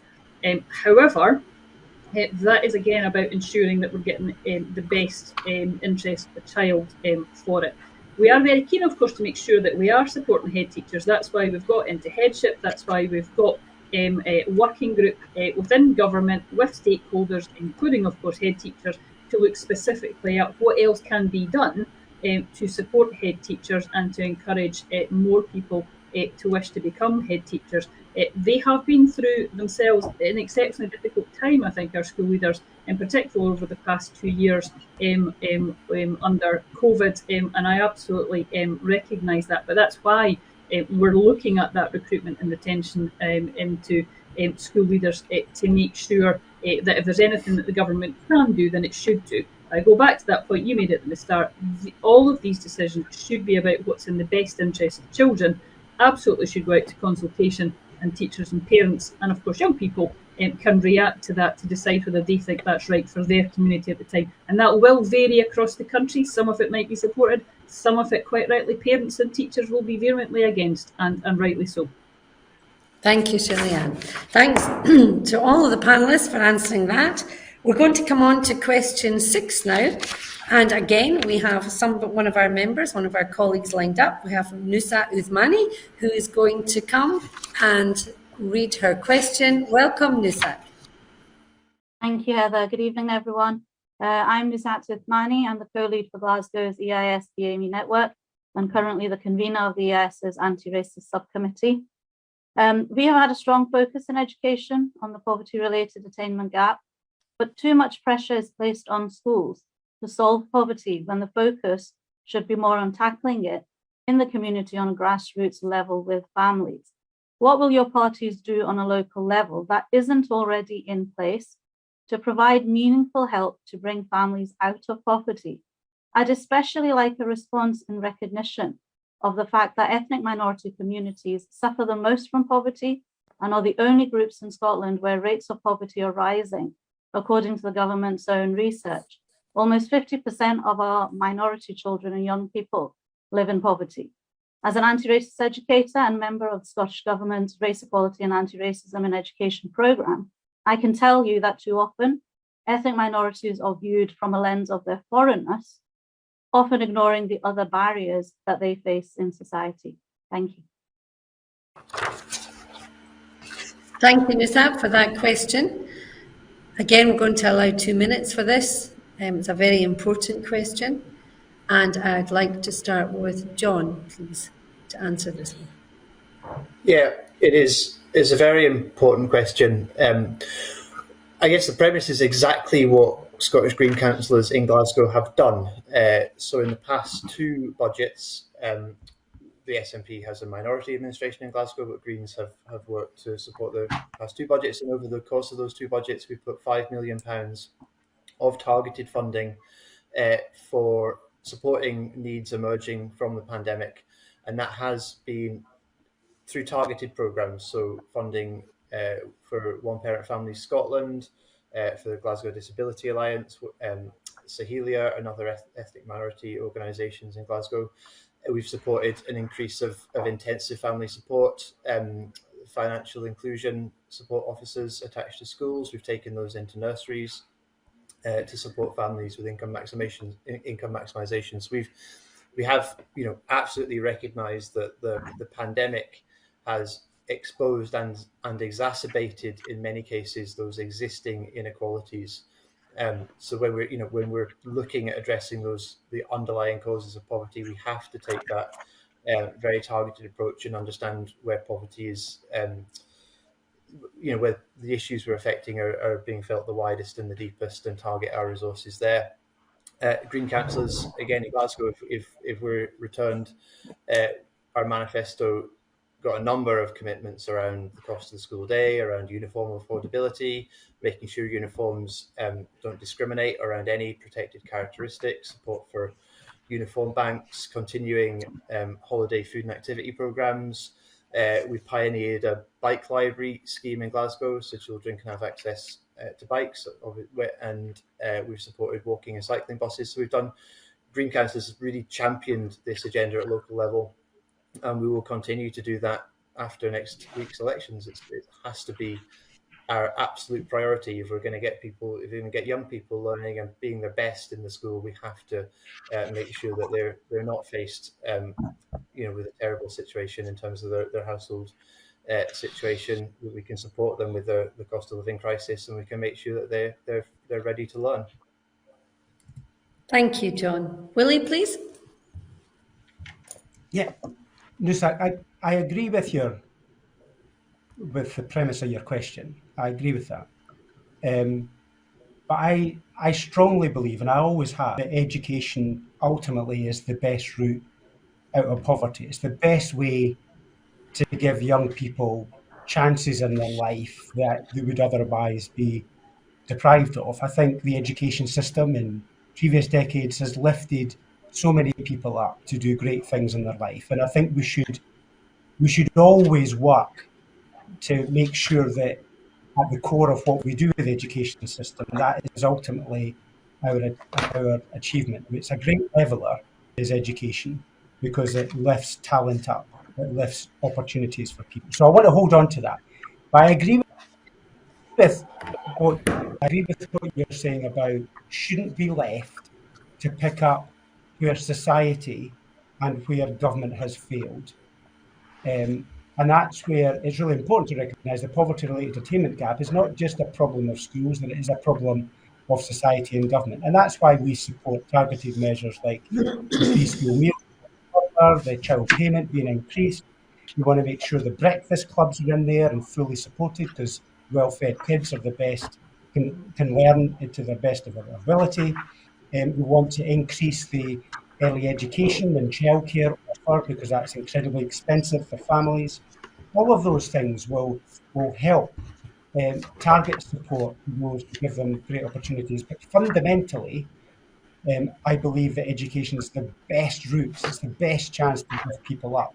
From people of all backgrounds, whether it's ethnic minority or other backgrounds, it's really important we give everybody the chance to succeed. I recognise the challenges that ethnic minorities have faced, and I'm particularly keen to understand how we can go further with that to make sure we get the targeted support in place. So yes, I agree with the premise of your question, but let's still hold on to the fact that education, as we all agree, I'm sure, is the best route out of poverty and to give people life chances. Thank you, Willie. Michael, please. Yeah, I agree with a lot of what Willie says about the kind of the base premise there. I mean, I've always believed that education is the greatest lever we have to transform our society, both in terms of our economic performance, but actually as ourselves and our communities, as citizens, and as families. So I know it did it for my family, it's done it for many families across Scotland, but that's not a story that we hear enough now. You know, social mobility in this country has slowed dramatically in the last decade. And we need to get back to a point where we can actually enable that again. I think that there has to be more of a view to an economy that can actually deal with poverty, that pays proper wages, and that can people can have fulfilling careers, that pay them decent wages, and that they can have a better life for their families. That's the way that we deal with poverty. In the short run, there are the poverty figures in this country are appalling, and they've got worse, dramatically worse over the last decade. Child poverty is a particular affront, and at the moment things are particularly hard with the cost of living crisis. So we have a plan to try and do something on it, and that is the short-term issues. We think we should reverse the rise in rail fares. We should reverse the rise in water charges. We have to top up the Scottish Welfare Fund, and we think there should be a targeted one-off fuel cost payment of up to £400 targeted at the most deprived households. And that would partially address the question in terms of the more of households that come from ethnic minority backgrounds, they are more impoverished. The questioner is absolutely right in that regard. And they would have more of the share of that. And the Scottish Government should have done more at the outset of this to make sure that the interventions they were taking around the cost of living crisis were targeted at the households that need it most. And that would have dealt with some of the issues that are being questioned there. Thank you, Michael. Shirley-Ann, please. Thanks very much. I think this is a really important point that's been raised, because we expect an awful lot of our teachers already, but no, they can't solve society's problems in school hours, and very much a lot of this is about trying to tackle the problems that are outside the school gate, but obviously impact when children and young people get to school. That's why the New Scottish Attainment Challenge, when I relaunched it, has that new mission, because it recognises the impact of poverty and that wider poverty agenda. It really ties in those links to outside the school day. And I was particularly struck when we had a debate in Parliament earlier on in the week. Colleagues that took part in that may have disagreed on many aspects during that debate, but what I think we did agree on was an importance of talking not just about education, but talking about poverty itself and the impact of poverty. Obviously, we've, as a government, just published the new child poverty delivery plan, which had aspects in it like, again, increasing, once again, the Scottish child payment, about introducing the whole family wellbeing fund, which I see as a really, really important policy. It doesn't get much headlines for it, but a really, really important policy to provide holistic support for a family, not just for a child or young person, but for a family to deal with any concerns that they have, whether it's financial, mental health and wellbeing or whatever. And if we put that alongside the work that is happening within the Scottish Attainment Challenge funding, I think that's really important. We saw, again, within the Scottish Attainment Challenge funding, we saw increased resources, new resources, in fact, within that for youth work, again, recognising the links that schools can have with what's going on outside the school gates, and obviously an increase in resources that's also going to community learning and development in other parts of government, again, to try and assist with some of those aspects that has been raised. And the importance of us recognising why poverty exists and where it exists is key. And it is undoubtedly the case that one of the groups in our society that sees some of the worst poverty levels is our Black minority ethnic communities. That's one of the reasons why they were one of the priority groups within the child poverty delivery plan, to recognise that fact and to ensure that the measures we're looking at, for example, around employability, child support, when we're looking at increasing the childcare to 1s and 2s, or 1 and 2-year-olds as we move forward, when we're looking at wraparound childcare, which is another commitment we've got for this parliamentary term, how do we deliver those policies to ensure that they work for those priority families? And that is really important. And of course, we've got a lot of work going on in government around the issue of education and of race, and I certainly don't need to tell Naza about that. I know she's totally up to speed and well involved in that. I hope she sees how strongly we're committed to taking forward the aspects that we can do in education to tackle that, but she's right to point out the wider challenges for poverty amongst our minority communities as well. Thank you, Shirley-Ann. And finally, Oliver, on this question. Thank you for the question, and like others, I agree with the kind of premise behind it. I think it comes back to asking too much of our teachers in schools, asking for something unreasonable, and often asking teachers to solve a problem that politicians are not always able to find easy answers to. So I think it's about recognising what schools can do. Of course, education is a great opportunity. To level things out, to give people chances they wouldn't otherwise have. But I think that's best achieved by focusing school time on teaching and learning, and trying to wrap these other services round the school day.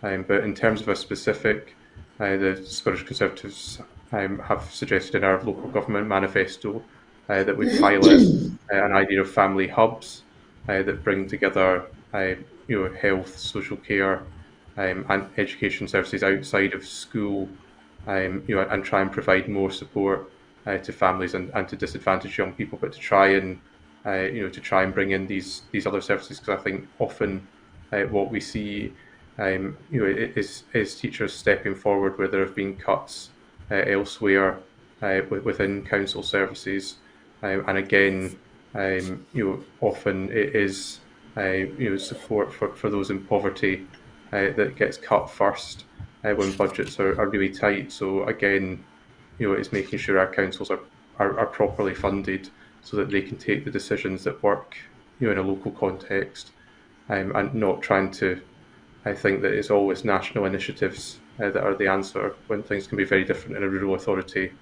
to an urban one. And the last thing I'd say is on attainment challenge funding, I've been very keen to see more money go into rural areas to tackle hidden poverty there, but in no time in asking for that did I think it would be at the expense of our most deprived urban communities. I didn't think the Scottish Government would go down that route, and the idea that these authorities can just absorb what is a significant reduction in funding off the back of COVID, and in the context of all of the things we've been talking about today, I think is pretty I just think it's pretty unbelievable, and I know the EIS have spoken out very strongly on that as well. Thank you, Oliver, and thanks to all our panellists. A lot of our comments are coming from our colleagues in FELA. Now, I've already mentioned to you that FELA are on strike just now over fair pay. It's not governed, colleges are not governed by local government, so that's why there hasn't been any questions on this topic this evening. However, I'm about to ask you to sum up, and it's maybe something you may want to consider in your summing up, and I'd like to offer solidarity, FELA colleagues, for everyone who is listening on this call. So we're going to start with our summing up now. I'm going to give everybody 2 minutes just to make some closing remarks. And Shirley-Ann, I'd like to start with you, please, if I may.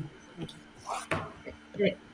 Thanks very much. I'll deal with the EIS FELA point first, because I actually realised I'd scribbled that down when you mentioned it earlier, Heather, and I'd forgot to point that out when I was answering. So I'm aware, obviously, that EIS FELA colleagues have met with my colleague Jamie Hepburn very recently to discuss that. I spoke to him today about that again, and both Jamie and I have made clear, Jamie directly, obviously, to EIS FELA colleagues when he spoke to them recently this week, around the importance of the union being able to get round the table with the employers, and for there to be a serious and genuine discussion about how this could be resolved as quickly as possible. The key interest for this has got to be the students at the end of the day, and I know EIS FILA share that keenness to be able to ensure that students can get back to colleges. In terms of my kind of closing remarks, I will attempt to be brief and keep within the 2 minutes. Thank you again for the opportunity to be able to come along. I know we have heard varying views from different colleagues tonight, but certainly from my point of view, I'm very, very determined that we move forward with the government's agenda, which I will think will bring real benefit to EIS members, whether it's around the additional teachers that are coming into the profession, thanks to the resources the Scottish Government's putting in, whether it's around tackling teacher workload and that 90-minute class contact time, or whether it's the work we're doing on education reform, where I really do want to see teachers right at the heart of this and driving this reform process. And we're looking very, very keenly to see what we can do to make sure that teachers drive the process as well as being at the heart of the reforms at the end of the day. And I'm very, very keen to continue to work with EIS representatives on that. I think we've got a real opportunity as we look to the new narrative that's coming through, the new vision for education in Scotland that's followed from the Ken Muir report, when we're looking at the new education agencies that we will be establishing. I want those to be teacher facing. I want teachers to feel that those are their agencies, not the government's agencies, and it's important that we be able to deliver that by ensuring that teachers are right at the heart of that reform package. There's lots of other areas where I'm sure we'll have discussion around reform, whether it's around assessment and qualifications, but again, teachers have to be absolutely at the heart of that. So as we move forward, both with our investment in education and our determination to continuously improve as we come out of COVID, there's a key role for EIS members to be part of that, and I look forward to working alongside you on that. We will have our disagreements, I'm sure, on many issues, but I've certainly enjoyed my discussions with EIS during my time as Cabinet Secretary. It's been constructive, it's been informative, and I've certainly listened very carefully, and I can assure you we will continue to do so. Thank you, Shirley-Ann. I'd like to come to Michael now, please.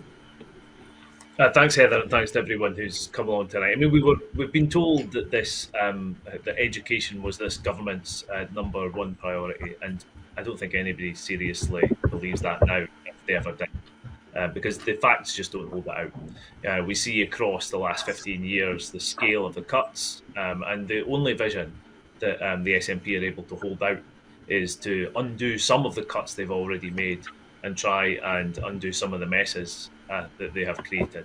For instance, we had in the last question there, we talked about, Shirley-Ann Somerville said that the Scottish Attainment Challenge recognises the impact of poverty. But we're actually moving away now in this country from the recognition of the deepest poverty, where we're actually saying that we're going to cut the amount of money going to those the areas of deepest poverty by 60%. 60%. In Dundee, 100 posts working with the most vulnerable children. In North Ayrshire, 60 posts working with the most vulnerable children. That's 79% cut in Dundee. And that is happening in 6 local authorities, and 9 local authorities there are significant cuts, and 6 of them it's absolutely catastrophic. I mean, this is a ridiculous policy that's been pursued by this government. It tells the story, actually, about what it's about. It's about trying to manage a situation and manage a process of their own decline. I think we need to turn the page. We need to have a new, real narrative about education, and it has to be about the future of the country and genuinely investing in our kids. And our teaching workforce is absolutely at the heart of that, as it always has been. I think there's broad agreement that we need to make sure that there's more teachers back in. You have to be in safe working environments, and we have to support you in this recovery period. So thanks for all the work you've done again over these last few years. I know that you'll continue to work incredibly hard. And I wish you the best in those pay negotiations, because God, you deserve it. Thank you, Michael. Willie, please. Yeah, when I stood down as leader of the Scottish Liberal Democrats, I wanted to take on this portfolio because it's something I deeply care about, and it's something I recognise has been challenged in recent years through, I would argue, neglect. It faced massive challenges through the pandemic, and there's a massive debate coming And I mean, no apologies for my contribution tonight being quite feisty, because I care passionately about making sure that Scottish education gets the support that it deserves from its government, and its teachers get the support that it deserves from its government. And I'm afraid that's just not happening just now. And that's why I want a new Macron to look at teachers' pay terms and conditions. That's incredibly important. We also need to have teachers at the heart of the reforms of all these structures that we have above us, but also the curriculum, the exams, the qualifications. And the teachers haven't been at the heart of all of that so far. We need to make sure we end the massive growth of short-term contracts, 1 in 10. That needs to end. It's the casualisation of the workforce that I think probably is symbolic of a wider neglect by the Scottish Government. I want Scottish education to be one of the best in the world again, and I want teachers to be really proud of the whole system in addition to what they do in individual classrooms. And I want to do everything I possibly can, and the Liberal Democrats possibly can, to support teachers to do that. Our system has been one of the best, and I know it can be with the right support, and that's why I want this portfolio, and I want to make sure the changes happen. Great, thank you very much, everyone. Thanks for the debate. Thanks for the questions. It's been really interesting. I'll touch briefly on the further education issues. I know Ross Greer has consistently raised issues around FELA in Parliament. I believe there was a very good members' debate last month on industrial relations issues in further education, and absolutely Greens will continue to work in solidarity with EIS FELA. To sum up, Green councillors will put young people's well-being at the heart of COVID recovery, but that can't happen without supporting the workforce. So we will work with our MSPs to address the issues that we've talked about tonight, to address recruitment, pay, workloads, staff well-being, COVID safety, clearly issues that EIS members care strongly about, and we will work with our MSPs to address those. Greens being in government also means we will be able to drive and ensure that teachers' voices are at the heart of the big reforms that are coming, the curriculum review, the new national agencies, the review of exams and assessments. We need an education system that delivers the best for our young people and also keeps teaching as a career that's attractive for people to come into and give staff opportunities to progress and be well rewarded. But these are local elections, and our apologies to Michael for misspeaking in the introduction, and I'll rephrase that I'm obviously the only panellist who's seeking re-election to local government next week. And there's a huge amount that can be done at a local level. We have focused heavily on national issues this evening, perhaps because the makeup of the panel is MSPs. But I can say that electing Green councillors at a local level will mean we take action to make sure our schools are the very best places for young people to learn. We can do action at a local level that supports the well-being of our staff, that improves diversity in the workplace, that keeps investing in the school estate, that improves and targets support for the most marginalised, that works to keep down the cost of the school day, and that delivers climate action in our schools. And that's something that Greens are already working closely with EIS in Glasgow on. So I've been really pleased to work closely with EIS members at a local level. That's something that I will commit to doing if I am re-elected next week. And I'm really grateful for the opportunity to have been part of the discussion tonight. So thank you very much. Thank you, John. So finally, over to you, Oliver, for your closing remarks. Yeah, I could be impolite and say I zoned out during Willie Rainey too, but that's just a joke. I'm sure other people have felt like that when I've been speaking tonight. I'm sure other people have felt like that too. I'll touch on the college situation just briefly first as well. I didn't mean to skip over that either. I've met with local reps in Dumfries and Galloway, and it's back to a big question. I think within education, people are there to achieve the best for young people, for their students, for those in front of them. And when they get to the point of consistently striking, and there is consistent bad feeling there, you have to ask what's going wrong, and I don't think it's for the government on its own to solve, but I think there does need to be much more effort to make sure that both parties are around the table, and that it's not a one-sided conversation.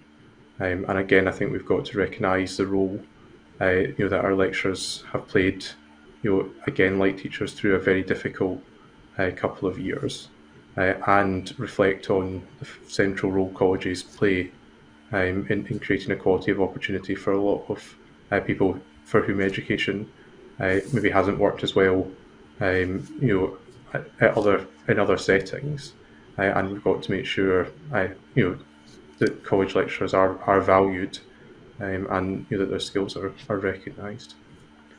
And in terms of summing up, I come back to time and time again, the fact that teachers are the number one asset we have in our education system, and that means the education system shouldn't be teacher facing; it should be teacher led, and I think we've got to recognise the professionalism of our teachers, and they should be at the heart of all of these organisations, at the heart of reform, and should be recognised as the expert, not someone who's consulted after things are done.